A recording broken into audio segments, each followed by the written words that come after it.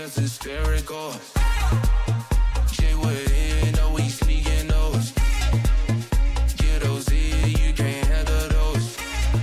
Enemies in my anger. Had ace of diamonds with ace of spades. We echo white, ain't no Mandalay.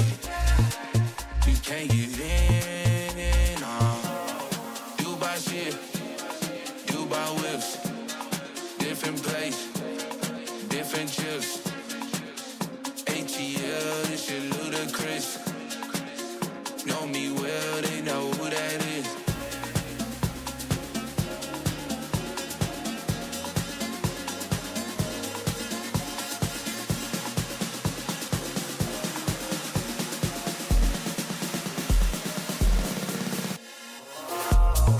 You buy shit, you buy whips. Different place, different chips. ATL, this shit ludicrous. Yeah. Know me well, they know who that is. Shoot out that cool.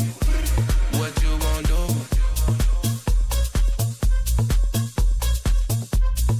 You buy shit. You buy whips. Different place, different chips. Out in the street, they call it murder.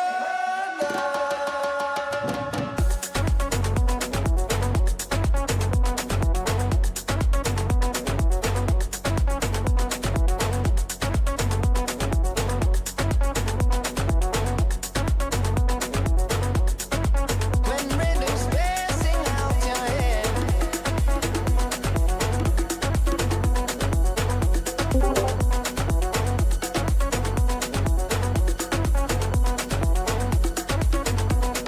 Yes, I am.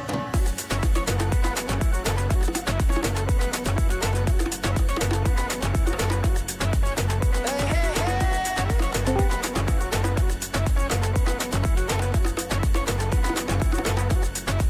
When rhythm's passing out your head.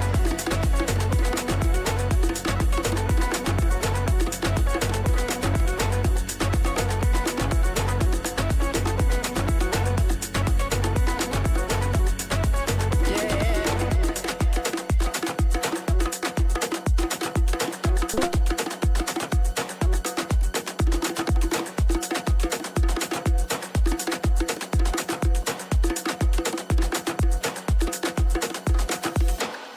Well,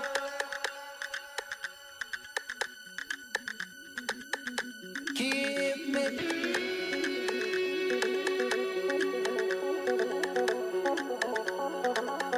Hey, hey, hey. Yes, I am. Out in the street, out in the street, out in the street, out in the street, out in the street, out in the street. They call it, they call it, they call it, they call it murder.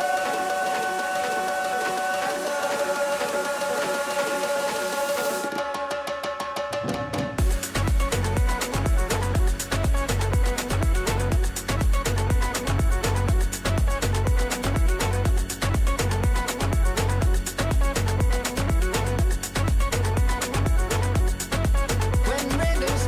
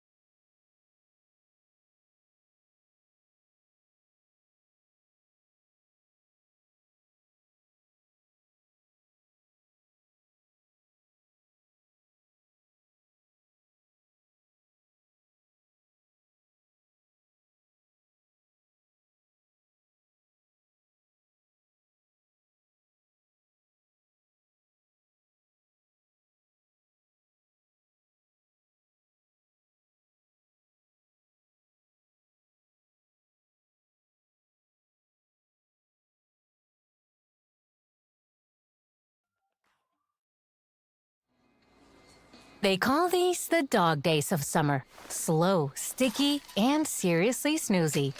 But Espolón Tequila? We don't do boring. We call them the Marg days now. Espolón Tequila, 100% Blue Weber agave, 0% BS. Your summer glow-up starts with lime, agave, and a salted rim.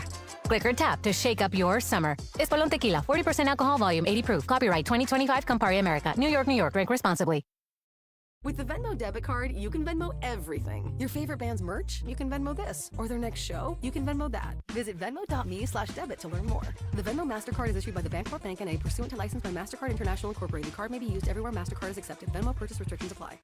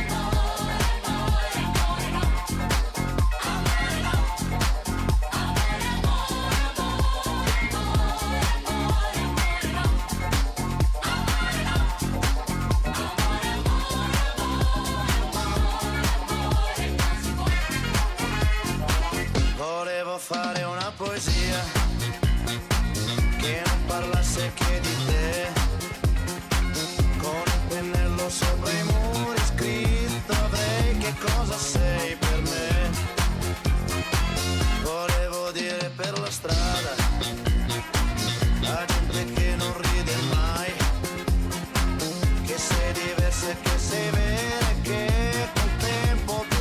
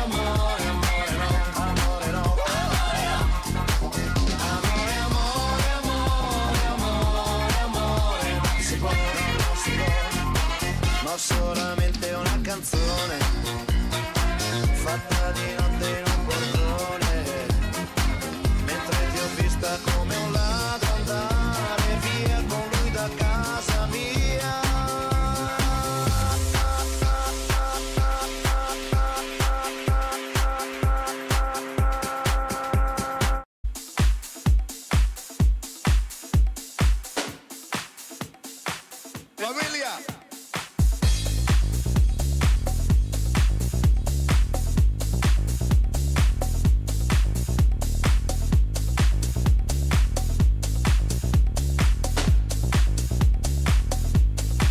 Seguimos.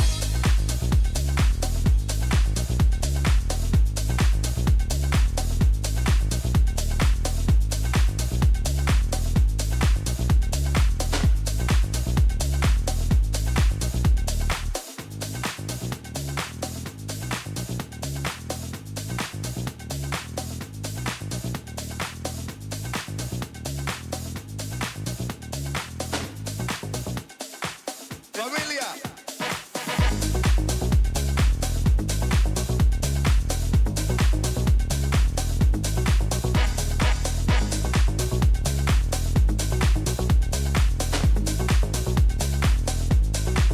Seguimos.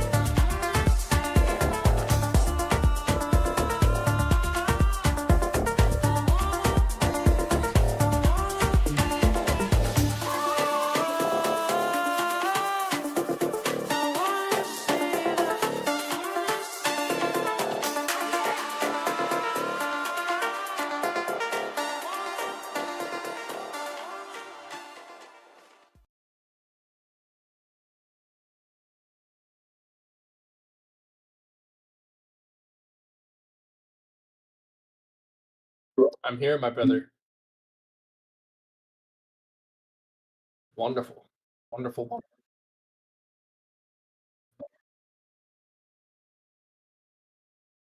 I think so too.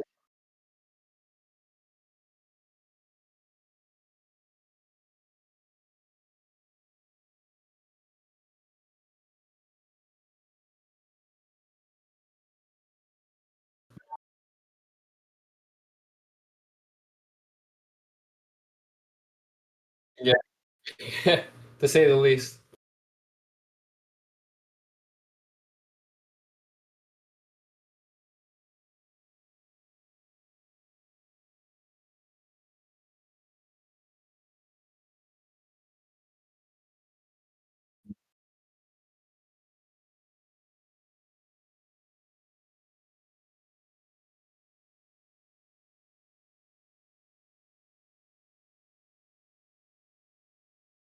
Sure. My name is DJ.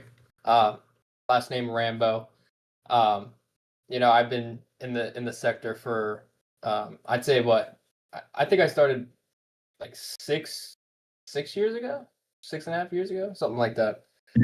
Um, it's just just learning about everything involving markets and everything that involves economic policy, everything under the sun when it comes to how money moves and why money moves around the world. I'm fascinated by it. So I'm so excited to be on here and to really show everyone, what we think and what we see that's going to happen in our future and our near future as well.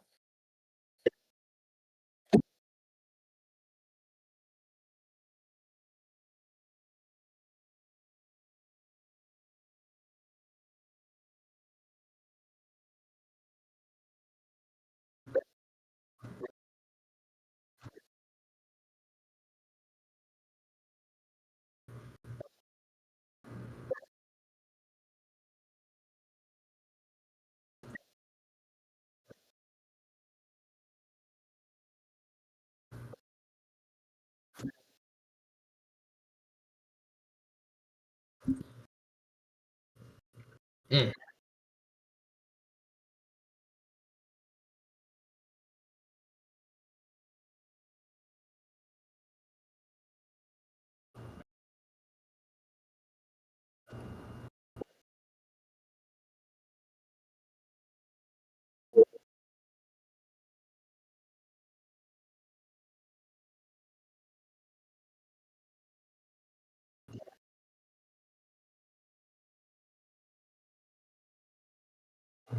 yeah.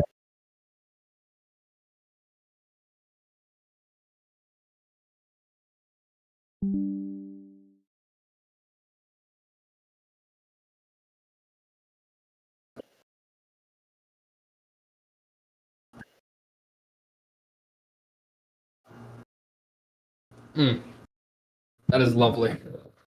That's a great start. Um, well, first thing, Chase, I was looking at the YouTube.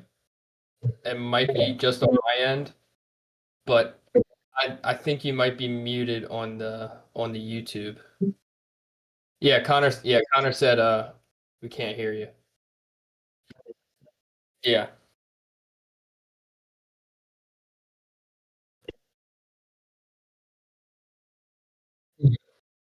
that is lovely. That's a great start. Um, well, first thing, and yeah, did you hear that? Yeah, Is I was this just walking better? that. This is probably better. So I Yes, let me see. basically, so I basically was yapping for. You can on YouTube. You can restart. It's okay. I Yeah, know. Connor said we can't hear you. Yeah. Hold on, I don't know why it's like Sure. there's like an echo. That's Oh, a great start. Well, first thing, and yeah, did you hear that? I was is this just walking better? that. Yeah, your mic's working Oh, now. okay. I thought I was tripping. I was like, dude, I hear you or my voice in the background. I always hate my voice. I really do. So we're giving you the economic update, March to July. Okay, can't believe my mic was all cut out. God, this is the beautiful of like the beauty of streaming. But I'm Uh, Chase. Let's uh let's do the value prop. Or yeah, let's introduce ourselves again and then we'll do the value prop and then we'll And then, do you have the Word or the Google Doc? of course. Okay, so you have the Google Doc. Okay, cool. We're gonna start it from scratch. I can't believe we did this, but my name's Chase. Okay, I just been into trading for 6 years. Okay, I learned from my buddy Devin. I learned forex from forex. I learned curiosity on stocks. From stocks, got into crypto, and I just always liked economics. I think they could hear you, DJ. So this is DJ. All right, I'll let Yep. you take the way. Well, with you want me to say the value prop? Yeah, or no, I'll just introduce yourself. We're gonna restart the whole thing.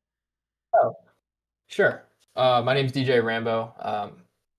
I think, just over the past 5-6 years that I've been doing this, it's been a heck of a journey. Just looking back at it and seeing how much I've improved. I've been doing this for a while, and just taking a look back and seeing what happened, how things are going now. It's just a crazy thing to look back at. I love economics. I love economic policy. Anything that involves money moving around the world and why it happens, I love it. So I'm just really excited to get into this, and this is something that Chase and I love to talk about. So it's not really like, oh, we have to do the podcast. Oh, we have to do this. We enjoy doing this stuff, and um, I'm just really excited to talk about this information that we have for you guys. For corporate, if corporate's tuning in, this gets us off the streets, so we're not doing drugs. Staying like good citizens.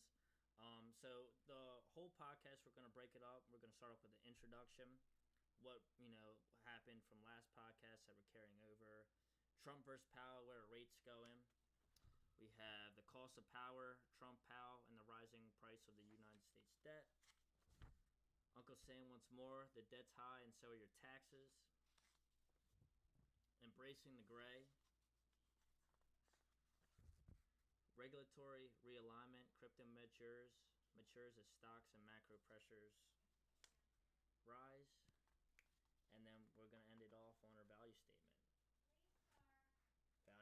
Okay, so let's get into the intro. Back in March, we laid out Trump's deflationary strategy, how tariffs and a calculated drop in the stock market were being used to pressure the Federal Reserve into cutting rates.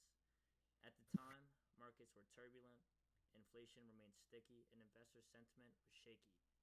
The plan was bold: force rotation out of equities and into bonds to drive the yields down, make debt cheaper, and ultimately set the stage for a long-term rebound. It was controversial, but as we said then, it wasn't about crashing the system, it was about resetting it. Now, just a few months later, markets have flipped the script. Despite the tariff escalation and ongoing geopolitical tensions, U.S. equities are trading at an all-time high, led by mega-cap tech, defense, and industrial names. Inflation is cooling faster than expected, and bond yields have dropped in anticipation of a Fed cut later this year. The strategy that once seemed like a risky gamble is now showing signs of calculated execution. Risk appetite has returned, but capital is rotating more strategically towards assets aligned with domestic growth, AI infrastructure, and reindustrialization. In other words, the chaos created earlier this year may have cleared the runway for the next leg of economic expansion. So yeah, like back in April, right, there was the tariffs, there was war, there was all kinds of chaos going on. Like JP Morgan came out, said we're going into a recession. Goldman Sachs said the same thing. And then coincidentally at the bottom, Donald Trump tweets, now's a great opportunity to buy. Okay. And in the last podcast, DJ and I, we kind of talked about the 17,000 level and the like 5,500 on the S&P and NASDAQ. And we just had a crazy V-shaped recovery. What do you think about that, DJ? Yeah, so when the tariffs started, everyone was very, very scared. They didn't really know what was going on. Everyone was, I had people coming into the branch because so another thing is I work at Bank of America. Chase works at Chase. Yeah, Chase works at Chase. That's Bro, that's why I go by Charles Yeah. over there. It's too much. Yeah. It's too much. It's too much. So there were people coming into the branch that were very scared and very frightened about what was happening in the market. The Merrill guy was, trying to educate them about like, these things happen, pullbacks are healthy, this and that, this and that. Basically trying to like talk them off of the ledge when it comes to like pulling their assets out of the market. And I just think it's just that the market moves on emotion. It comes down to what a lot of people like, what the general public thinks, and then what institutions think. And we talked Institutions, about that yesterday. Your whole yeah, the theory about it was the efficient, yeah yeah, what's the name of that again? the efficient market hypothesis. And pretty much we were talking about so like back in the 1960s when this whole hypothesis came out, there was not data, like not a lot of data going around like we have today. Like we have the YouTube, we had the Twitch, we got the Discord live stream up, and it was very hard to beat the market. Even insiders couldn't beat the market, so it was impossible to outperform the market. Now with so much data, access to order books for the politicians and all that kind of stuff, now there's so much data out there where it can be too confusing to navigate these markets. It definitely can get really confusing. 100%, I agree. Right now, everything that's coming out on the news, you got to take it with a grain of salt. It may just be exit liquidity. Yeah, Like they usually talk about the news when it's too late, and they never talked about the news when it's early. It's always late. never. Exactly right. But the big thing that we're trying to highlight right now with how are the markets in the next 6 months going to look is what's going to happen with these interest rates. And especially right now, we got Donald Trump. He actually just met with Jerome Powell today. DJ, did you see that on Twitter of them wearing the I heart? did. Yes. It looked funny as hell, dude. It looked funny as hell. I'll pull that up in a little bit. But DJ, do you mind taking off on Trump versus Powell and where the rates are going? Absolutely. Okay, Trump versus Powell. Where are rates going? By mid-March, Trump had shifted from subtle criticism to open confrontation with Fed Chair Jerome Powell, demanding aggressive rate cuts and even considering his removal to force policy action. This pressure campaign intensified as inflation remained stubborn. CPI rose from 2.4% in May to 2.7% year over year in June, and the Fed's preferred inflation gauge, core PCE, hovered around 2.7% in May. Powell pushed back, emphasizing that inflation was still above target and that the labor market remained strong, giving the Fed little reason to cut. Trump ramped up the pressure, publicly accusing Powell of keeping rates at least 3 points too high and reportedly preparing a fire letter to remove him, something not seen since the Nixon era. Despite the political noise, Powell held his ground, citing data over rhetoric. June inflation data reinforced the Fed's caution. Month over month, CPI rose by 0.3%, up from 0.1 in May, while core CPI stayed elevated around 2.8%. Consumer spending remained firm, jobless claims trended sideways, and wage growth, while slowing, was still positive. Earlier in the year, markets were pricing in a likely rate cut by July, but that narrative has since flipped. The Fed has shifted its guidance to a higher for longer stance, delaying cuts to at least September, possibly further, depending on incoming data.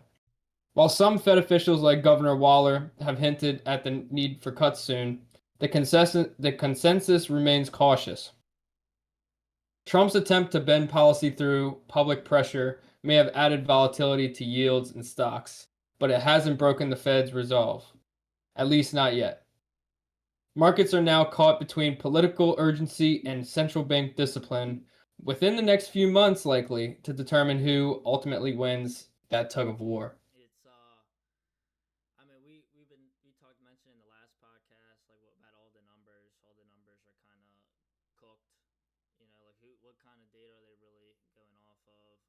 There's Trueflation that's that's a source on Twitter saying that inflation is below the 2% mark, and what the hell is the Fed doing, not cutting the rates? And then there's Forex Factory, who's reflecting the news from the Federal Reserve itself, saying that hey, inflation came up. There was a slight jump in CPI right last week or 2 weeks ago. So Yeah. there's and the employment data looks good. So the job market's healthy, and it's more so it's just another thing that we'll talk about later is the 30-year bond at 5%. 30-year bond yeah. And it's like, can Trump do this? And I don't think that if Trump came out and fired Jerome Powell, that would be the most bullish thing for the markets. If that's my POV, I think the markets, when that rumor came out, dipped 0.7%. It was the false rumors that he was writing Jerome Powell a personal resignation letter, and then Trump publicly came out and said no, that never happened. So like, even with the news, like like we never know the full story. Like there's some pieces of events that happen coincidentally at certain times in the market in the electronic trading hours. So like from 3 to 4, or from like the PM session that opens up at 2, so 2 to 5, and then we have New York session. News high impact news comes out at 8:30, maybe 9:30 when market opens, and then completely reverses at 9:45. So there's like they're just engineering these liquidity pools and just taking out retail traders to a T, to a T. That's always how it is. These retail traders think That's why everything I is. try to like disassociate myself from the news. At least from Yeah. all the economic news, I like studying the data because it helps me build overall narrative for what I want to see happen. At least for the charts, I would say DJ's a pure technical analysis trader like myself. I think the charts always tell the predict the future rather than the news. Um, it's worked out for me over the past 3 years. So like for the past 2 to 3 years of trading, I just demo traded, and then the more and more that I lost money and matured as a trader, the more profits that I saw, like not chasing it, just kind of keeping those long-term positions, thinking 3 months out, and pretty much fading everything that the news is putting out into my mind. Yeah. Like the chart tells the story. It really does. And looking at it, in hindsight, um, it's truly amazing to see how everything played out. I know we were, like 3 years ago or whenever that was, we were looking at the charts and we were like, oh shit, we're gonna see this thing dump. And then we were reevaluating, like there was a bunch of things that we were thinking about, and it's just so awesome to see. Let the news get into our heads, dude. We Yeah, let the news. the news really got to our heads, and looking back at it, like I said, it's so much different now. I So know much different. I'm unsure. I know the statistics earlier in the month of June, where there was a like 94% probability that the Fed was going to cut rates, and then once we got into July, that jumped to like 50-50, and now we're sitting here like, okay, now it's unchanged. It's for the majority vote, leave rates unchanged. And let me get to the cost of power of leading those rates unchanged. Trump Powell and the rising price of United States debt. Let's get into it. Cutting interest rates has a major implications for United States national deficit, especially as the federal debt continues to swell beyond $34 trillion. When rates are high, the government pays significantly more to service its debt, currently over $1 trillion annually, just in interest payments alone. A federal funds rate would immediately reduce the yield on the new U.S. Treasury issuances and gradually bring down the cost of refinancing existing debt. This would ease pressure on the federal budget, creating fiscal space for domestic priorities like infrastructure, defense, and entitlement programs without increasing taxes or cutting spending. From Trump's perspective, this central pushing the Fed to rate cuts isn't just about economic growth. It's a way to reduce the debt burden without triggering absurdity. By easing the monetary policy, the government can effectively inflate away part of its debt load while refinancing at cheaper levels, making the deficit appear more manageable and sustainable. Conversely, maintaining high interest rates has a compounding effect on the deficit. Every month the Fed holds rates at above 4%. Treasury yields remain elevated, forcing the government to borrow at a higher cost. As older low interest debt rolls off, and is replaced with higher yielding bonds, the interest burden expands. This crowds out discretionary spending, making it harder for Congress to fund new incentives. Without explaining the deficit further, it also limits the federal government's ability to respond to future economic shocks like COVID. With fiscal stimulus budget wise, higher for longer means more taxpayer money going to the bondholders instead of public services. It ties the government's hands and raises the debt or the risk of debt becoming structural drag on its own growth. The choice the Fed faces isn't about inflation and employment. It directly shapes the solvency and the flexibility of the United States government itself, which is absolutely crazy. There's been times throughout history where the national deficit has been a problem, but it's really like minuscule to like really what's happening today. So the reason why like those long-term bonds are so high is all the countries are pretty much betting against us that okay, like you guys got a problem over there per se, like with the deficit, with GDP slowing. You guys got to get it together. And even then, there's also a scenario that we'll get into is what happens if we cut rates and the 30-year bond yield doesn't go lower. It's happened before in history. You know, it's like how confident our foreign debt holders are that we are the dominant power of the United States. And that's where we can get into crypto, how they're using stable coins to kind of like secure that dollar dominance. But, I mean, DJ, what do you think about the national deficit? I mean, the national deficit is obviously way too high. Trump's campaign, he pushed on, cutting government spending back. That's why he got Elon involved with Doge and that thing of Elon coming in and trying to figure out where all the money is going. Like one of the things was Elon was finding out that there was someone that is 185 years old still getting Social Security. And there's someone that is 205 years old that's still getting Social Security. Yep. And he's just trying to find all of this government shit that we have been, spending all of our money on when it's really not necessary. And when he's trying to fix the spending problem that the US has, because the US has a really, really bad spending problem. It's like a girlfriend that's materialistic. And it's going to be even worse if there's the interest on the new bonds coming out at 5% are just going to keep rolling out. So we really need to do that. Like really, pretty much the whole plan is to keep the lower end of the curve low to stimulate economic growth. And we're really trying to get that 5% stable because that's the last time that happened was in 2008. Another thing to mention is Japan. Being $11 trillion debt holder for the United States, they got a bond problem going on over there as well. So there's a lot happening in these bond markets. I think the bond markets are not the highlight of this whole thing. I do think that with time there will be a clear answer.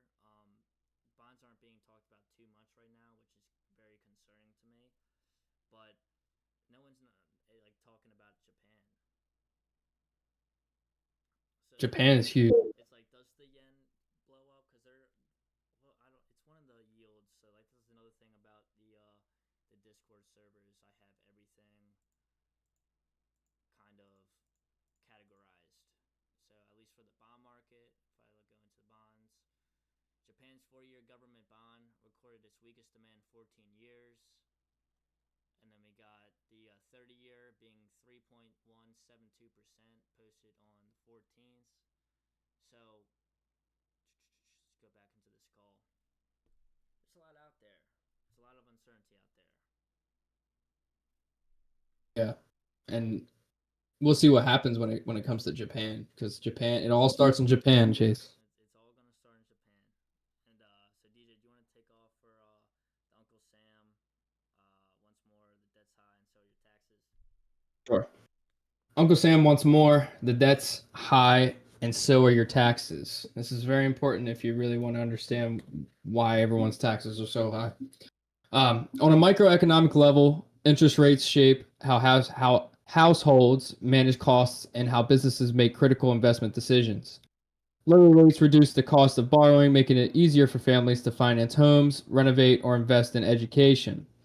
Monthly mortgage payments shrink, leaving more room in household budgets for childcare, medical bills, groceries, and leisure. Rising asset prices from lower rates also create a wealth effect, encouraging greater consumer spending across travel, home goods, and dining. For business, particularly small and medium-sized ones, lower rates reduce the cost of financing equipment, hiring, and managing inventory, spurring job creation and capital formation. However, when rates are high, everything tightens. Homeowners with variable rate mortgages face rising monthly payments. Renters see increases as landlords pass on higher mortgage costs. Credit card debt becomes harder to manage. Households cut back on vacations, car purchases, and healthcare. Business owners reduce headcount, scale back inventory, and delay expansions as the cost of capital rises. Sectors reliant on heavy borrowing, like real estate, agriculture, and logistics, feel the strain the most. Taxes compound these dynamics. Higher rates increase the federal government's debt servicing costs, with over $1 trillion now spent annually just to pay interest on the national debt. Underline that. That interest comes out of the same federal budget that funds programs like Social Security, Medicare, Medicaid, defense, education, and infrastructure. The more we spend on interest, the less flexibility we have to invest in public services or respond to emergencies. At the household level, when rates are high and growth slows, taxable income falls. People earning less, businesses making fewer profits, and capital gains decline and shrink in the tax base. Yet, the need to fund rising interest obligations may tempt lawmakers to raise taxes or reduce services. In contrast, when rates are lower and the economy grows, the government collects more in income, payroll, corporate, and sales taxes without having to raise tax rates. That organic increase in tax revenue strengthens the fiscal position and provides room to fund essential services. Ultimately, interest rate policy doesn't just affect borrowing and spending, it defines how deeply the average American feels taxed, how much government support they receive, and how sustainable our nation's public finances are in the long term. You can't leave the house without spending $300 in this economy. Can't. It's crazy, and let's like just living comfortably. I think we talked about personal leisure, food, gas, all the essentials, and then what do you have left at the end of the day? Nothing. It's terrible. And I mean, yes, like when the asset prices are gonna go up, there is a chance that the supply of everything goes up as well, lowering the prices, which creates that wealth effect. People are gonna start buying houses, stocks are gonna soar, crypto is gonna soar. It's overall just a good time, to say the least. It's just a good freaking time.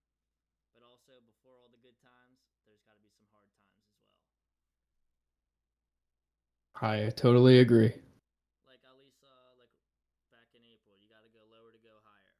Like I still Yep. think that markets remain bullish into the end of the year, especially with the accumulation from December to February, and then we had that manipulation move in March, April, and then pretty much from April, May, June, July, it's just been a steady, even with all the tariffs, even with Israel and Iran bombing each other. What else is another one? Russia, Ukraine. That's another thing hitting the spotlight right now. Now Cambodia and Thailand. Oh my, yeah, everything. Yeah, it's missiles are flying. They're flying. But let's embrace the gray right now. Let's embrace the gray. Yeah, let's embrace it. We don't know what's gonna happen, right? All we do is we write down key variables that we look at that I deem very important. It's kind of like the engine of a car. Once like the certain parts start breaking down, then we have a problem. Okay, if a couple of things can get serviced, not too bad. It's just gonna prolong the longevity of the car. But there becomes to a point, at least in our financial system, that it's gonna break. It's meant to break. Then you bail out the banks or you bail out all the debt, and you just keep printing more money. And then by God forbid, when we're 50, our national deficit might be in the quintillion dollars. That's doable. That's honestly very doable, at least at the rate that we're going right now. So the 30-year U.S. Treasury yield is sitting at 5%, has broad ripple effects across all risk assets, and right now we're seeing markets at a critical tipping point. United States dollar has weakened notably, down 6% against the British pound and 5% against the euro in recent months, reflecting market expectations that the Fed may need to cut rates soon despite its higher for longer stance. A weaker dollar has boosted precious metals, with silver surging to $39, its highest level in over a decade, and gold topping at $3,400, breaking historical records. These gains are partly due to inflation hedging, but also a softer dollar makes commodities cheaper for global buyers, increasing demand. Meanwhile, U.S. equity markets are at all-time highs, with both the Nasdaq and the S&P setting record highs. This creates tension. On one hand, strong earnings and AI-driven optimism are driving risk on behavior. On the other hand, higher for longer rates pose a serious risk to valuations. If the Fed holds rates high, borrowing costs remain elevated, which could weigh on future earnings, especially in rate-sensitive sectors like tech. If the Fed cuts rates, however, it would provide fuel for an extended rally, easing financial conditions, boosting corporate margins, and possibly igniting a second leg up in equities. But that scenario depends heavily on whether inflation data supports a pivot without reigniting price pressures. In the crypto market, rate policy plays a massive role. A rate cut scenario, crypto would likely see a strong upside. Lower real yields increase the appeal for alternate risk-on assets like Bitcoin, Ethereum, XRP, to say the least. Institutional flows would accelerate, and narratives around crypto as a hedge against currency debasement would regain strength. On the flip side, a higher for longer world, crypto tends to underperform. Tight liquidity and risk aversion slow retail and institutional demand, and yields from the treasury markets outcompete crypto's perceived value.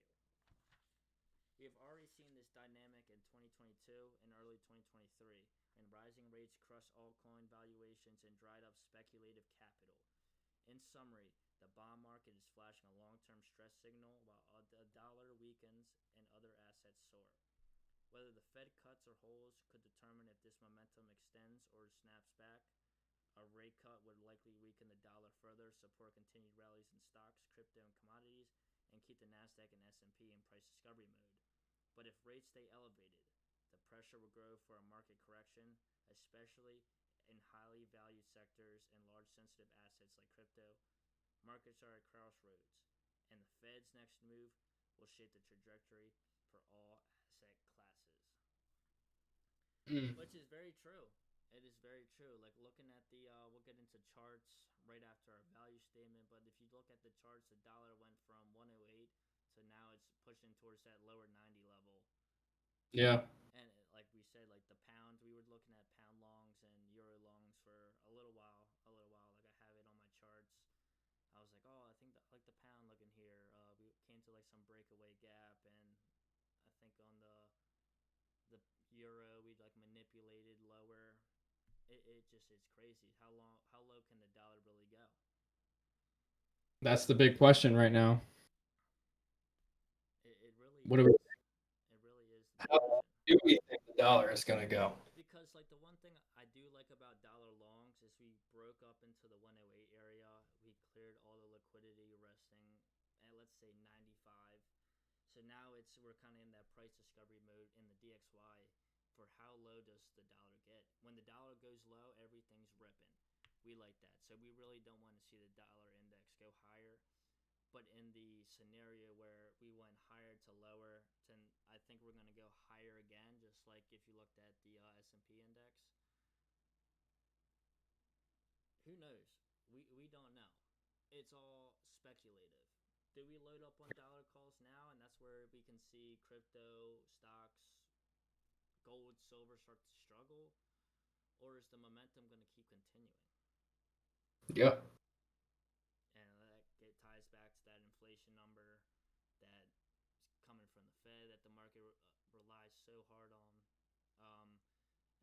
see regulatory clarity for crypto with the Genius Clarity and ISO 222 going live. So I would say that I think that the Nasdaq and the S&P are going to have some hard times. Now that we're in all-time high area and we cleared it, I do think there's some room lower to go. I think we do finish below where we went in April. Yeah. That's I could definitely. That's if we keep, the rates higher for longer. Yep. But in my personal perspective, I really just the behavior that the Nasdaq did. We created an all-time high. We went lower. We took out that high again. Now I'm starting to go into the fence mode, looking at how are those earning numbers for all these companies going to keep coming out positive and bullish? Like, how long can you really sustain those numbers without taking a loss? And we're gonna see in the near future that it can't last forever. No, it really can't. I mean, like, there's a lot of efforts to tokenize it. I think that the only thing that would save the market is if they could tokenize it. Yeah. There's a lot of research being done by BlackRock, and I think that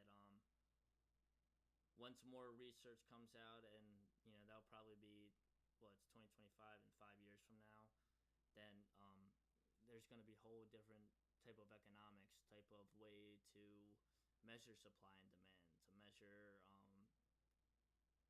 is this asset a good buy? Is this going to perform or outperform? Like, especially with the current economics now, I think we got into all the systems are just outdated. They're old, outdated. Yeah. There needs to be some sort of update. Just how we're keeping up with tech, just how we're keeping up with modern medicine, there needs to be a same way for the financial system.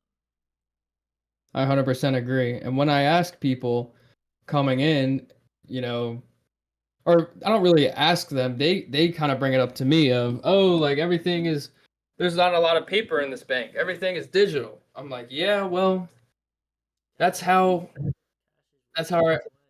our economy is going to be in a couple years. And a lot of people are saying, I'm not surprised.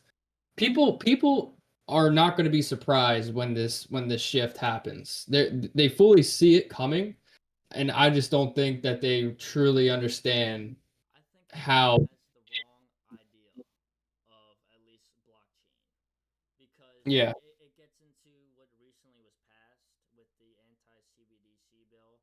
So like a stable coin is like a privately owned, like, I'm trying to think of the word for it, but it's private money, okay? And there's reserves behind it, and those reserves have to be audited, which is why Tether and I think USDC, they took their business and they took it internationally, which is crazy in my POV. Like, why is the most dominant dollar stable coin on the market not in the United States? And part of that was because of regulations. Crypto was in the Wild West, but there's a lot of people thinking that with the shift to crypto, the government's going to be able to track everything that you do. And that's not true. And that's kind of, I guess, getting into like the whole Peter Thiel thing with Palantir, like what he wants to do for like data. Yeah. Especially after 9/11, like we needed there was some sort of safety, and now everyone wants to kind of be private, which is why, like, even though like Bitcoin may be a decentralized currency, it's not. The only one really out there that I've seen is Monero. Yeah, that's the only decentralized, like actually decentralized one that I've seen also. It's a rumor, but the IRS like publicly came out and was like, yeah, dude, we can't track any of these transactions. I was like, wow, that's crazy. Yeah. Should I hop on the regulatory realignment? Yep. So DJ, All right. got us through the regulatory alignment. What is Genius Act, Anti-CBDC Act, and the Clarity Act? All right. Regulatory realignment. Crypto matures as stocks face macro pressures. The Genius Act, Anti-CBDC Act, and Clarity Act for payment stablecoins represent a major shift in how the U.S. approaches the future of money, bridging traditional finance with blockchain innovation. The Genius Act, which stands for Guarding Every Nation's Independence Using Stablecoins, protects private sector stablecoins like USDC and USDT by promoting competition over government-issued digital currencies. It ensures the U.S. financial system remains open and market-driven, allowing individuals and businesses to use stablecoins backed one-to-one by dollars or treasuries without fear of being replaced by a central bank-controlled alternative. Meanwhile, the Anti-CBDC Act prohibits the Federal Reserve from issuing a retail central bank digital currency, preventing a government-run surveillance system where spending could be tracked, limited, or even programmed. These bills collectively draw a line in the sand. The U.S. will embrace digital finance, but not at the cost of privacy, personal choice, or market competition. The Clarity for Payment Stablecoins Act goes a step further by laying out a legal framework for issuing and regulating dollar-backed stablecoins. It sets clear standards around reserve backing, transparency, and the roles of banks and non-bank entities in issuing them. This is a foundational move to writing the rulebook for the internet in the early 1990s. An example, IBM. For traditional finance, it offers a roadmap to integrate stablecoin infrastructure into everyday banking, allowing 24/7 instant settlement on blockchain rails while preserving dollar dominance. This is especially significant considering most of the U.S. financial plumbing, like ACH, which was in the 1970s, FedWire, which was in 1918, and SWIFT, which was in 1973, is 50 to 100 years old. The only major modernization in decades is FedNow, which was in 2023, which allows instant payments but still operates in a closed bank-to-bank environment. With stablecoins, the U.S. could finally enable real-time, programmable money accessible to consumers, businesses, and institutions alike. For everyday consumers, this regulatory clarity could lead to faster tax refunds, instant payrolls, seamless rent and bill payments, and cross-border transfers that settle in seconds, not days. It also safeguards freedom of choice by ensuring Americans aren't forced into a government-controlled digital currency. Unlike a potential CBDC, which could be used to restrict purchases or track personal spending, regulated stablecoins offer speed, efficiency, and privacy, while still complying with financial laws. These bills also protect small businesses and independent developers from being squeezed out of the financial system. In essence, this legislative trio isn't just about crypto, it's about future-proofing the US dollar, giving people more control over how they save, spend, and move their money in a financial world that's evolving faster than the systems built to support it. On July 14th, the adoption of ISO 20022 messaging standard marked a crucial step in aligning US financial infrastructure with the digital era. ISO 20022 is a global standard for electronic data exchange between financial institutions, enabling richer, more structured payment information. Its integration complements the goals of the Clarity for Payment Stablecoins Act by modernizing the outdated messaging systems that currently underpin much of global finance, such as SWIFT and FedWire. While stablecoins promise 24/7 programmable money and borderless instant transactions, ISO 20022 ensures those messages can travel with the context and compliance data needed for secure, interoperable settlement across banks and blockchain networks.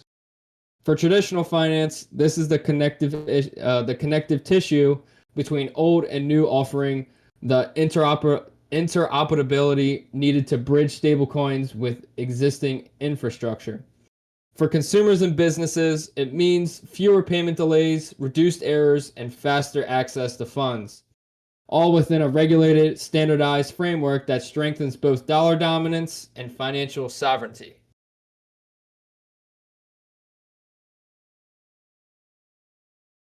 That's a lot. That's a lot to go over. Chase, you're muted. Thank you. I was gonna ask you, if you wanted to like stop halfway, because I was like, damn, that's a lot. Oh shit, my bad. No, I couldn't hear you. Well, I muted myself just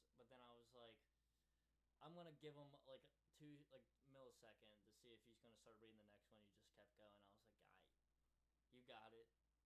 My bad on that. Nah, you're good. You're good. But yeah. So like ISO came out. Like I guess the whole crypto market right now is very not pleased with how I think it was Crypto Week was last week. How that all turned out. They thought everything was kind of gonna pump. It did. Mm-hmm.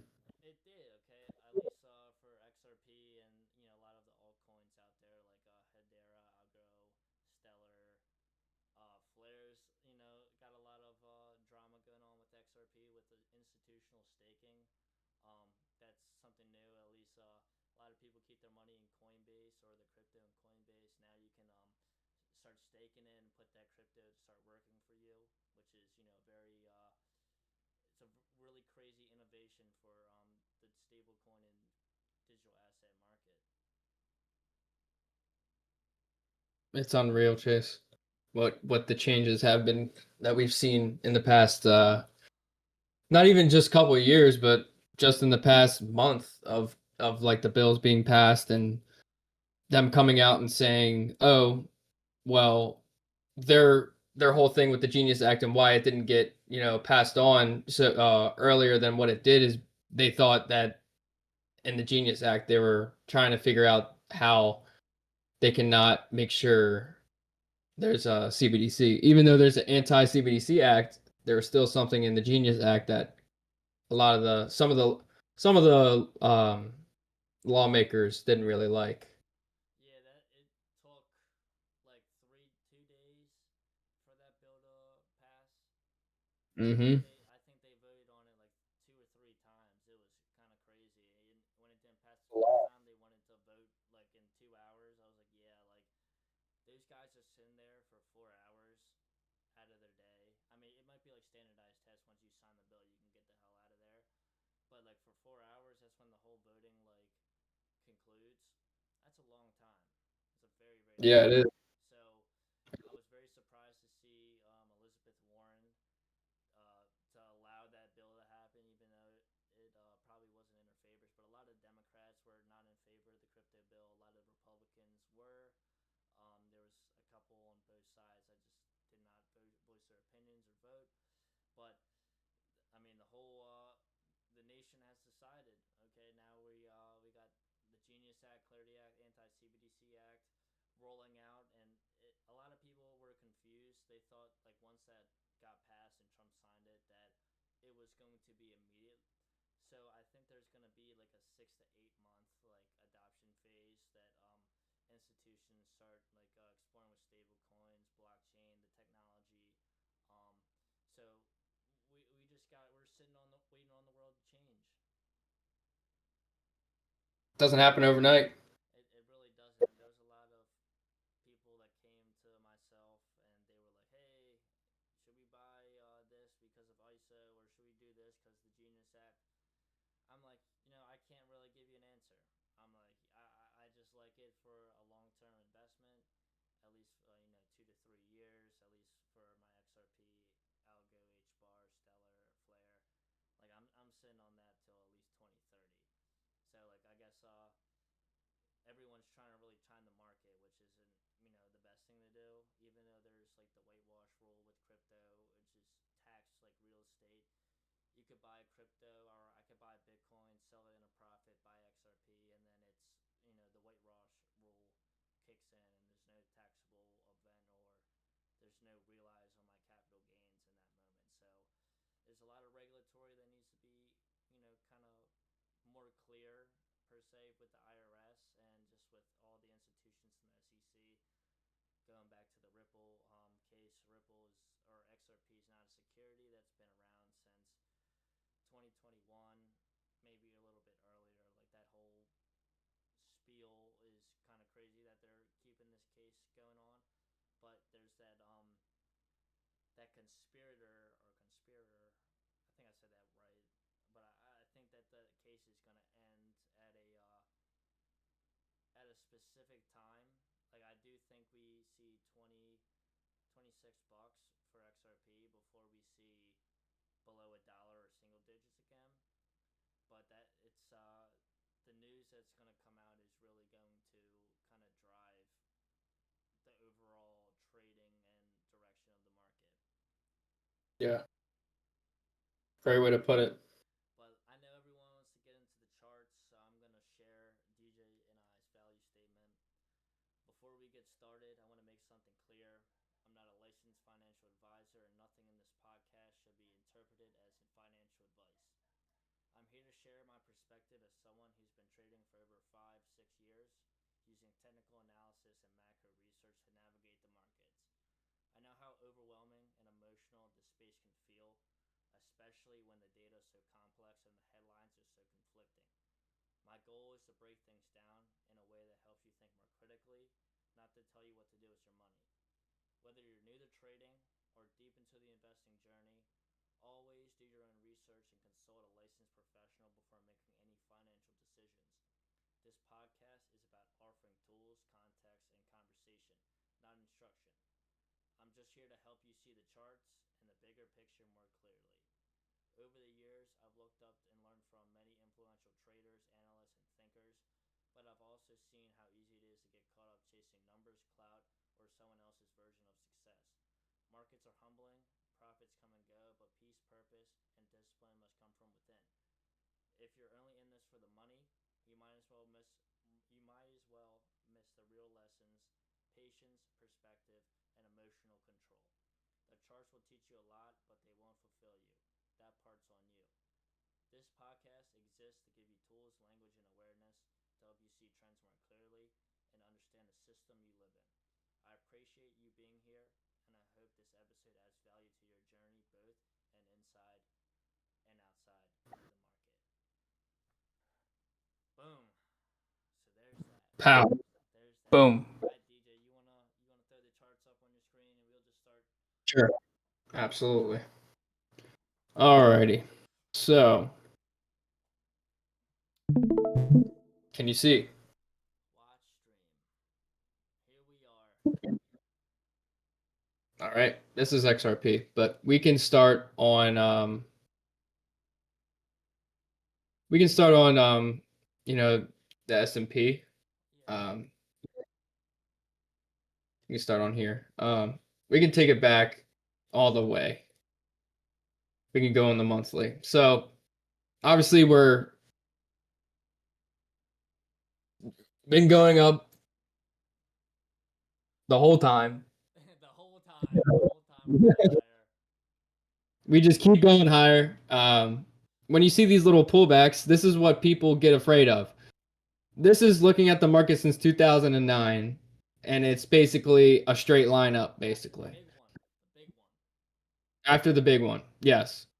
When you see these pullbacks, this is when people get scared and they want to sell all of their stuff. Well, that's not what you do. You do the exact opposite. Those are wonderful buying opportunities. And that's when JP Morgan's coming out. That's when Citigroup. That's when all the big banks are coming out saying, "Oh, it's over. It's so over." Yep, that's when they come out and say it's over. Right here is the COVID dump here. But overall, look at that pullback compared to the market itself. Sure, it's a pretty good, pullback, but Also, it was a wonderful. took that low. You know what I mean? Mm-hmm. Took that low from 2019. Just grabbed all those orders down there and just reversed. Yep, just kept on trucking. So, I mean, the only thing that I see on this chart that could be a possible target of liquidity, I think Chase knows where I'm going with this, Wick theory. is this right here. Pretty much. This monthly candle. This monthly candle, when we dumped in April because of the tariffs, that's going to be the liquidity that we're going to be grabbing whenever it wants to come back down again. Because this wick, like you were saying in the Discord, wicks, you know what, Chase? You say it. You say it. You say it a lot better. Bodies tell the story. Exactly. So, Wix did that damage of taking out all of these orders, and these bodies are showing the story of, oh, we're going to keep going, but then this being here, we're going to see eventually, I'm not saying when, we'll see it attack under here. So just go over to July 21st, or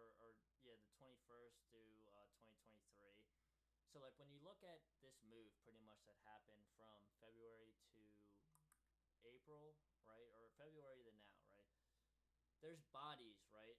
Those are years that the market was going down. So from 2021, pretty much little over 2023, there was balanced order books, right? Yeah, good. Thank you, DJ. Once we get into what happened this year, there's no bodies, so that whole move was just like a liquidity grab, and it just was a V-shaped recovery, which created that. It's called a doji, right? You had that long body, that little open close, and then the top there was the high. So now, what there needs to be is there needs to be a body. Like once a body closes below that wick, then I would believe that the order books are balanced.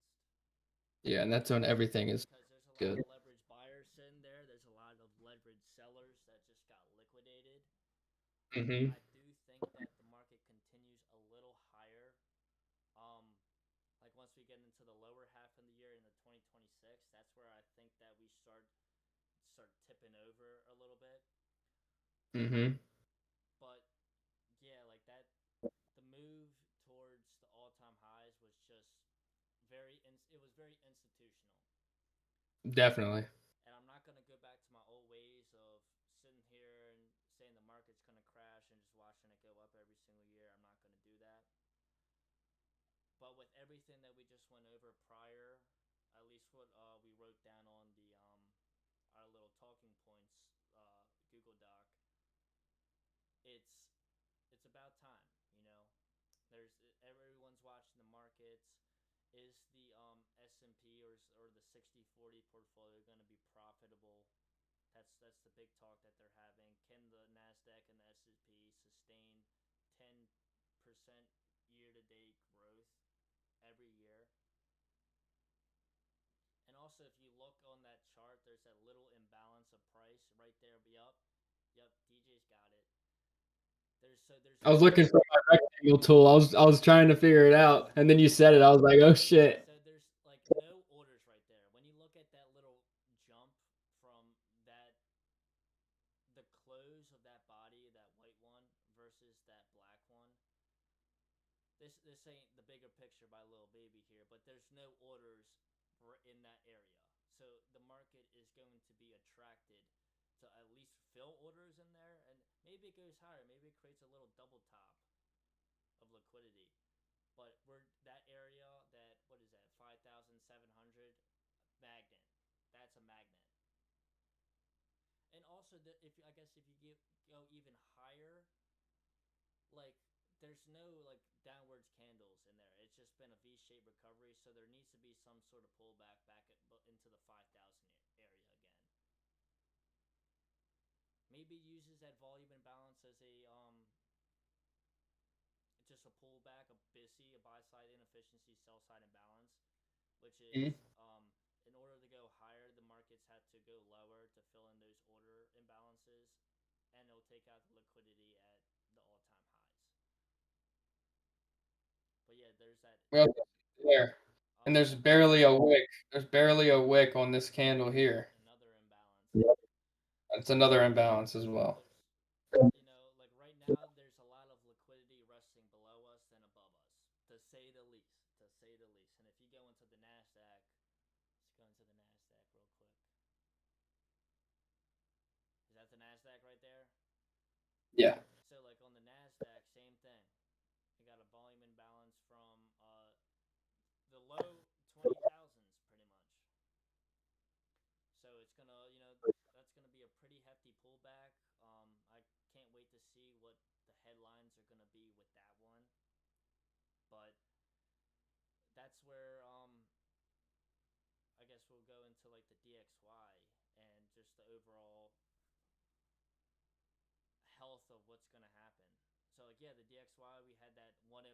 We've been talking about that level since 2022. We've been talking about that level since 2022, DJ. Yep. Filled perfectly into that SIBI. So that's a sell side inefficiency, buy side imbalance. So in that case, they had to pump markets higher to pump markets lower. If you look at the behavior of how like that happened, we took out the high at like 100 and let's say 107.5. Yep, 107.5. And then we took out the low at 99.5. because we took out that high first, if we would have taken out the low first, that is definitely like a buy model material. But because we took the high and then we took the low of the low that we made, so now we're at 97,109 as a low. I'm very optimistic about the DXY going higher. Very optimistic. I can see it. We're below all of this, If you go to the and it looks like at healthy. 108 DJ, like that level, what date is that? Up here. Yeah. So what's that? Say? That is January. So start of the new year. I do think that the dollar could revisit that high heading into 2026, and even higher to the high that we have at like above 108. I think it might be at like 114. That might be the high.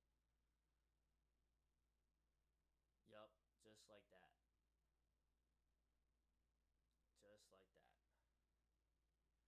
We could keep going lower. I really do not see that 89 100 level to I think that's like 87 700.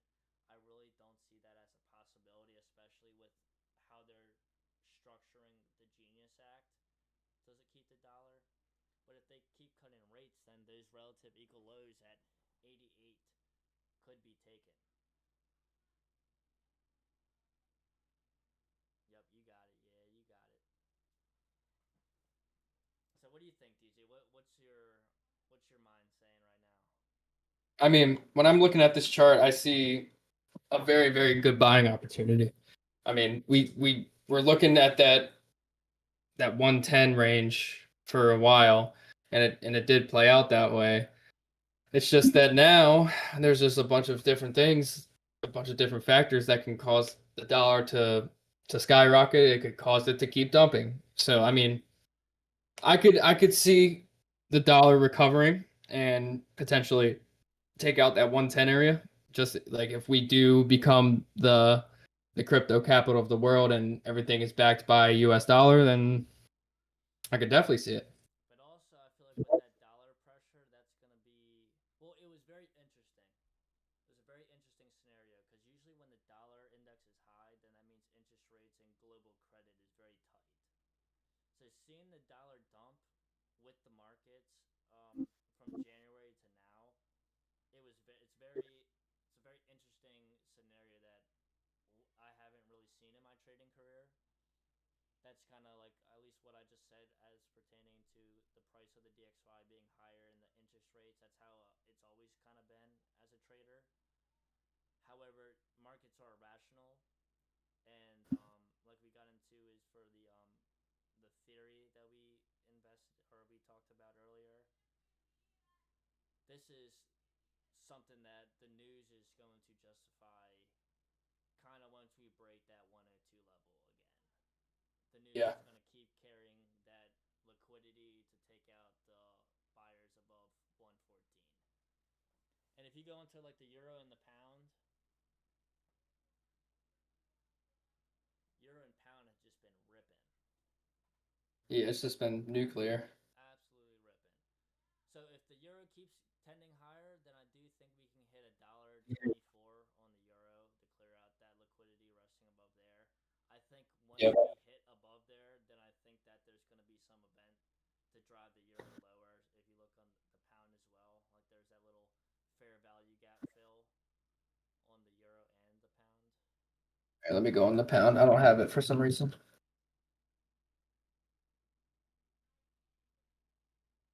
Yep, same thing. Euro up 5% against the dollar, or pounds up 6%, euros up 5%. So I really like that high, like what that's like 144.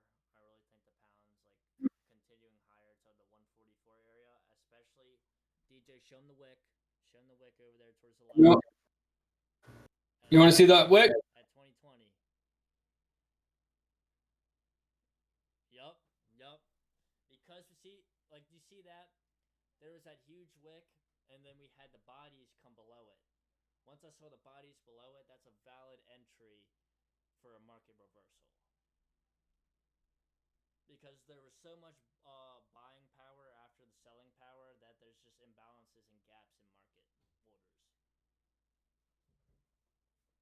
So I really do see the pound going higher.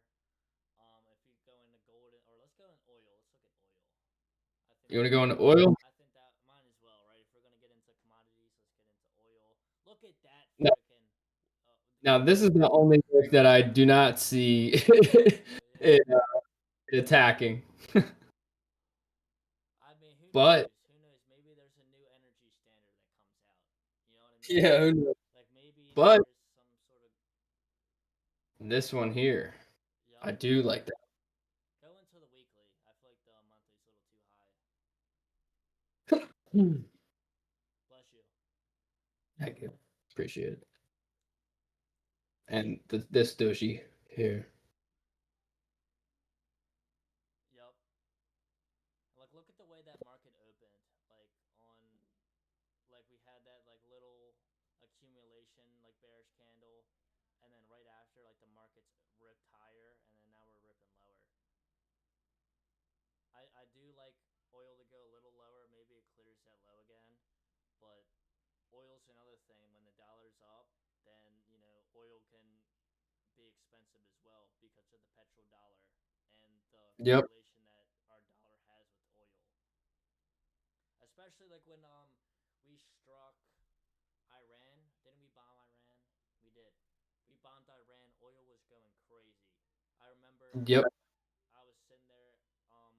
Was it with you, DJ? Was I sitting there with you? Yeah. It was this jump right here. Yeah, I was sitting there with DJ at DeSantis, and we just bombed Iran. And I'm sitting there like, damn, I knew I should have got gas yesterday. Now the gas is right now here in Maryland at like $2.99. It was like it did go up to like $3 and like 10 cents to be conservative. But I mean, God forbid, like gas gets any higher. That's going to cause a lot of trouble in the home life of a lot of Americans who got to commute to work. God forbid, like I wish I could work every day at home, but also just getting out and going to the real world, getting into my branch. It's a very surreal feeling that I feel like this generation has really lost touch of. Yeah. 100%. So oil, it can go lower, but if we are sticking with the dollar theory, with a higher dollar, then oil is going to go up as well. If the dollar keeps going lower, then I can see oil going lower into the 52 range, maybe to balance Yep. some of the order inefficiencies there. Yep. But yeah, with that wick at 2020 is not going to get taken out unless there's another world reserve source of energy that replaces oil indefinitely. Yeah. Exactly. But let's get into the talk of the town: gold and silver. So, like, if you look at that, like what DJ has right there, from like 2020 to now, pretty much. I wish you would have kept your drawings on there, but we had that little sweep right there below the 2020 lows, or not 2020 lows, but 2022 lows, if I want to be conservative, and then since 2024, we've just been absolutely ripping it. This is I was saying, if let's say the 2022 low, not 2020. 20 right here. A little bit Right to here. the left. The 2022 low? It's that candle. Do you see like that little wick where below or to the left? Right here? That swept. No, a little higher, like a little higher, closer to that move. Oh, right here? Yeah, right there. We took that double bottom, and then we just. Oh, yeah. Since. Yep. Now, if the dollar does go higher, gold is well justified for a pullback. Gold Yes. is well justified. It's up 40% on the year. Currently at 300. Is that $369? $369. There's a lot of analysts out there saying we could continue the push up towards $4,000 an ounce. If we go into silver, that's XAG USD. Let me pull that guy up. XAG. USD. Silver. Silver at 39. So the reason I do like precious metals going higher is you see that there's relative equal highs at the like $50. Is that $50? It looks like $50 or Oh, right just here. below $50. 47. So yeah, I do like silver going to $50. I really do. I do think this is a clean market maker buy model. If you kind of go lower, It is very clean. we had that. You see that inefficiency right over there in like 2007 with the wick. There's like the wick that keep going higher. Oh, right here. A little left, Here. higher like Here. Do you see that gap? You don't see that gap? Like literally to the. Oh no, wait, it was crap. That was just a black candle. But I guess I'm using that inverse fair value gap towards the left of that as like a balanced price range for like where we right in there, like right exactly perfect. We kind of used that $15 area as support, and then back in 2023 we had that slight pullback into another buy side inefficiency, sell side imbalance, and now I keep thinking, especially with that reaccumulation phase from 21 to 24, I think we keep ripping the $50 for silver. That's one of those like positions that I'm personally in. I do love silver, to at least $50. Once we hit $50, we could go higher. That's when we enter price discovery. But I think that the $50 level is a magnet. Yep. I agree. And there's a lot of other commodities out there, like copper's at an all-time high. Platinum's been doing very well this past year. So like the commodities are really on like the watch list, at least, or I would at least put them on your watch list. Definitely. But I agree. the biggest chart that DJ and I, we know exactly what to pull, but not even that one. I would pull up the Bitcoin XRP dominance first so we can explain what's happening with this. So the Bitcoin XRP dominance, to explain this very simply, is the black candles are XRP outperforming Bitcoin. The white candles are Bitcoin outperforming XRP. So there is also another wick back in like 2018, 2017, which is where XRP went from like 0.03 cents to $3. So that was a crazy move.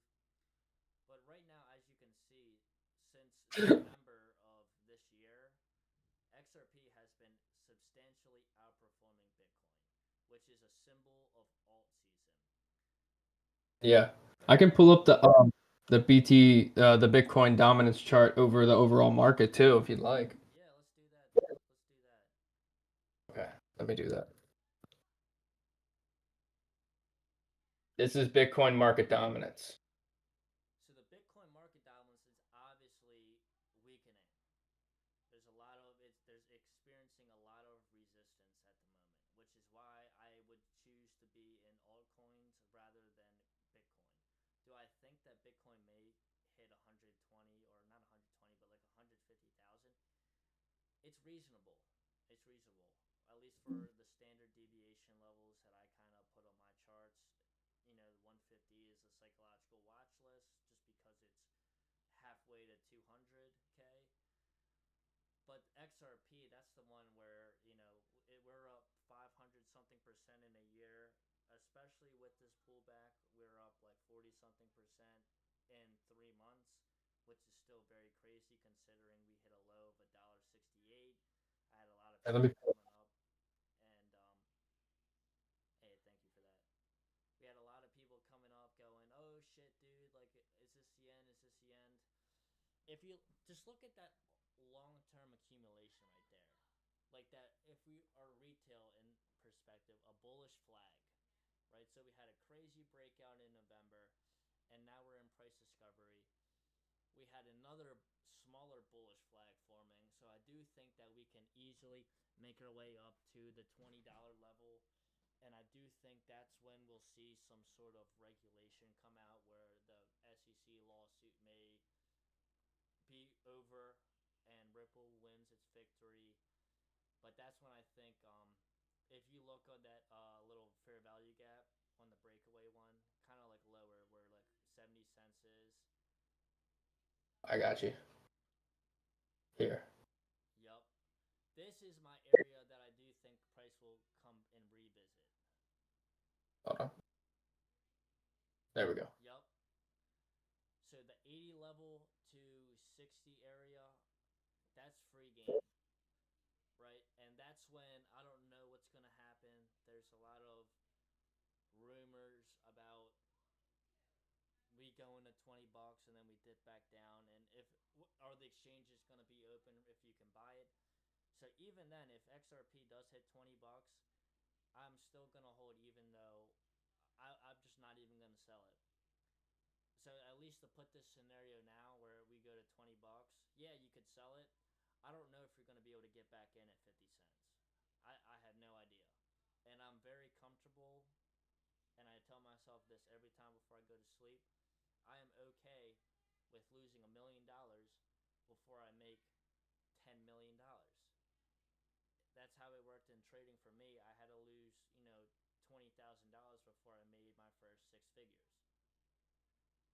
And it's a very organic process, at least for the overall equity curve for my trading performance the last couple years. Yeah, statistically, I shouldn't be experiencing a very crazy swing like that. But in the end of the day, I think that going lower to continue higher, especially with a market inefficiency orders at $26, I think that we just keep going higher with that. Yeah. And then It's a beautiful. And also just what XRP serves to do, it's a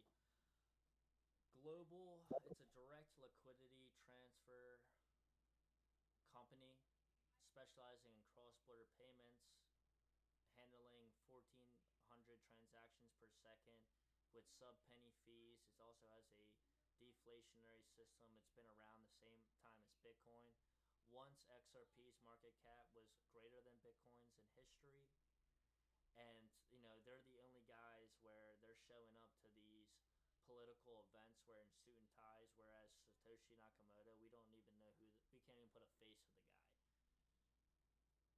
So like Michael Saylor, like I don't like investment or MicroStrategy as a part of someone's portfolio, just because Michael Saylor does have a past where he's lost $6 billion in a day.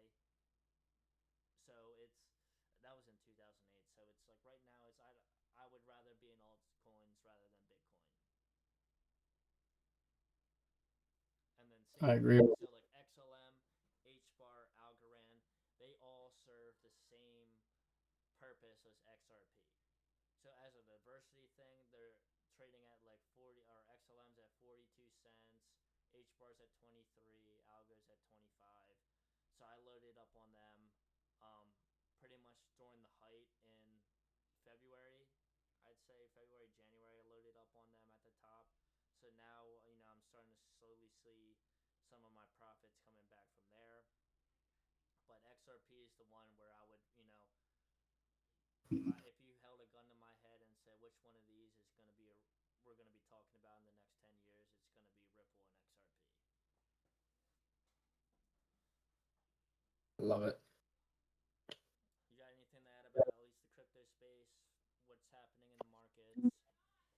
Chase, I think this was awesome. I think we covered a lot. I think we're looking forward to Q4. Really looking forward to Q4, and every day looking forward to having these great conversations with you, especially with crypto and just investing in general. It's even though, like, I guess you can, at least for me, sometimes I would lose touch with humanity in regards to just this is everything that I ever focused on in life. This was everything that, or at least my portfolio is my life work or my life's work, but there's just some sort of fascination that is just, there's a lot of the coincidences for markets are just insane. At least when you make all the connections and you go down the rabbit hole. And to look at markets as an opportunity to hedge your salary to make more, that's just something that I will always want to perfect. Where a salary wouldn't mean too much as my performance, and obviously as my equity grows, I think I speak on DJ as well. We would take a lot of risk off the table to sustain. Um, so we're not jumping from minus 10% to minus 20 to up 70 to minus 85 to minus or 90 and then plus 150%, like just to keep everything a little bit more stable. Yep. And Less volatility. Yeah, a lot less volatility. Like I do like, so once XRP goes to 26 and we go back down below, below $1, or we go back to single digits again, then I do think that's where XRP, like by 2030, will be $1,000 a coin. And the XRP army does get a lot of shit. To say the least, Dave Portnoy, he came out like when it was first like rumbling at like $2, said, "Oh, this is it, this is it." Then he came out publicly and said that he sold a lot of his shares. He's like, "Yeah, I no longer hold XRP, and I would have made millions if I would have held on the move." Like that's the part where it's like, how long do you want to keep this investment around? And at least when you're getting into crypto, you really have to not look at the U.S. dollar value of it, because we know the U.S. dollar, they're just going to keep printing and printing and printing money. That's what the inflation or the low interest rate environments are. You just got to look at, hey, I believe in my investment. I really think that this is where it's valued at, and you just got to hold it for the next 5 years. Do nothing. Yep. Just literally do nothing. Absolutely nothing. Like I had my sister. I've had a lot of people reach out to me about XRP, and I try to be as conservative as I can, especially with my role at JP Morgan and just my lack of licensing. But I'm like, listen, I can't tell you what to do, but this is something that I'm heavily in. I can't manipulate the market cap because the market cap's in the billions. So even though I do own in the top 1% of all wallet holders for like my XRP amount, I can't move the market. So it's I can't it's impossible for me to do a pump and dump like a meme coin. Yeah. Pump and dumpy. Yeah, we don't want that. That's why we need regulation in crypto. That's why we need some sort of finger so we can point those guys who aren't doing the legal thing, the righteous thing, the regulatory clarity thing. Yeah. That's why it gets its bad rep. But right now, Yep. we're There's sitting a lot of at bad. the $3.13 level on XRP. We're sitting at 42 cents for XLM, 23 for HBAR, 25 for Algo. XDC, I'm gonna throw XDC and SHX in there too if you want to pull up XDC. XDC has been ripping it if you go onto the daily. Absolutely ripping it. Okay, I do like XDC above 22 cents. So yeah, if you look at June, like Saturday, June 28th, we were at 0.05 cents. Now we're breaking our way up to 8 cents now. I think SHX is another one that's, below 10 cents. Stronghold is the name of the company that owns SHX. That's another one that I'm looking at if you want to look up SHX. Do SHX USD. Yup, Stronghold's another one sitting there at 2 cents.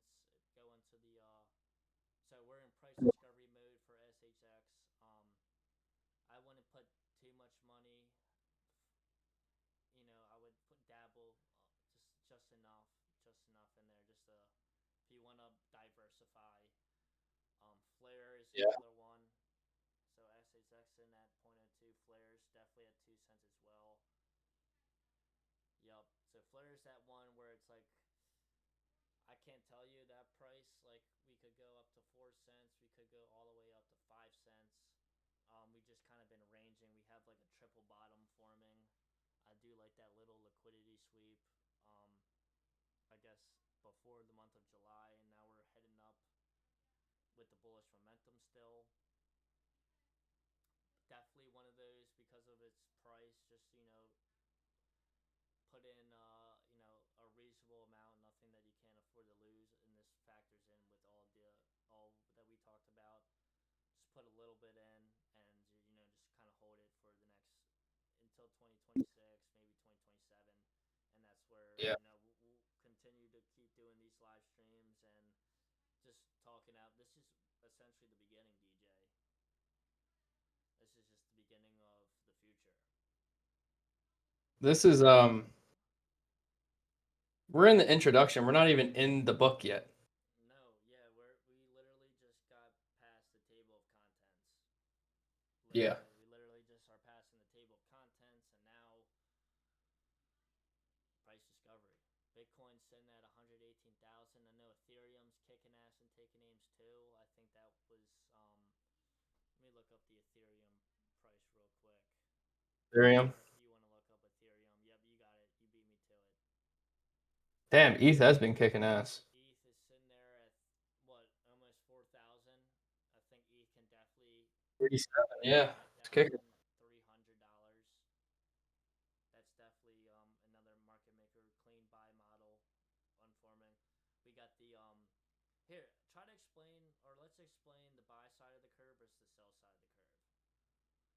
So like the buy side of the curve would be that high at like 4,900, let's say 5,000, and the sell side of the curve is pre-established at 1,080, kind of like that 2023 April 2022 low right there. And after we took that July 2023 low, it might not be that low, but we took a short-term low. And so now there's all this liquidity resting at our all-time highs and the lows, but I think there's a lot more leverage at our all-time highs that I think that we keep continuing higher with Ethereum, especially as Bitcoin's dominance keeps going lower.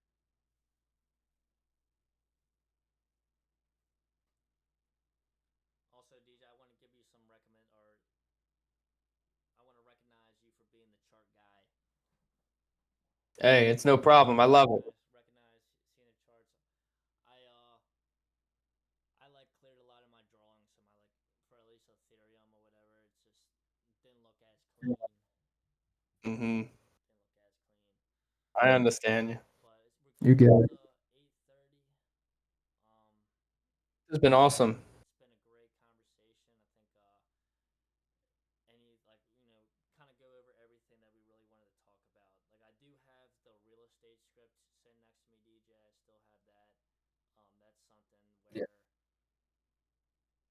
I'm not besides like interest rates and just the banking side of real estate. I'm not in the field. I'm not actively seeing listings versus the inventory going up and the buyer stepping in.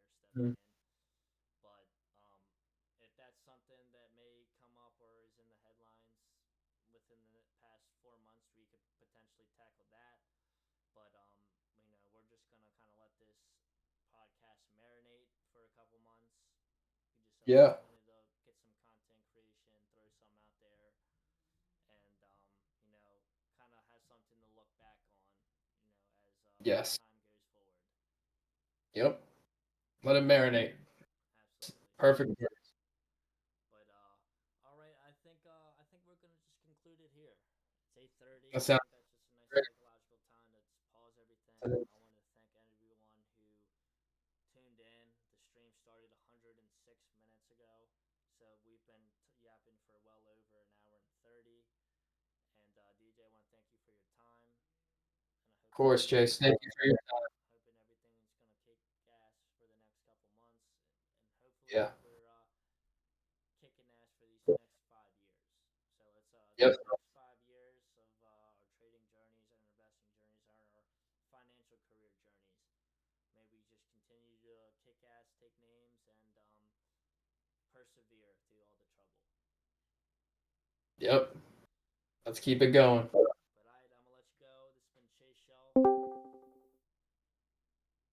Who the hell? Oh shit, what's up? How you doing?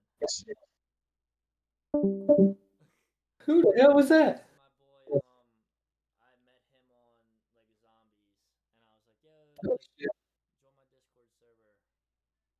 That's funny. His name's Tunes or Clunes, something like that. I know. That's funny as hell. Yeah, I met him on Zombies. I was hoping he was gonna ask some questions. Yeah. I was like, hoping at least we get a couple people to tune in, even though like we've been yapping for an hour 30. Who the hell has got time for that? I agree. That's why Right. I just live stream and let everyone watch it on YouTube. But this Yep. is the show. DJ, give your condolences. To everyone, be safe, stay safe, and we'll see you in a couple months. Yep. Enjoy the rest of Continue to take care of each other. This is Chase Shelp, DJ Rambo. Make sure to tune into our Discord server. The links in the bio. Always, it's in my Instagram bio. It's in my Snapchat story. That's the one thing where like the invites always expire, but we post in there every single day with news, pretty much as soon as it comes out. A little bit of analytics and chart annotations, but just if you're getting into investing and you just like reading about news or reading about what's happening with markets, that's your place to go. Sir.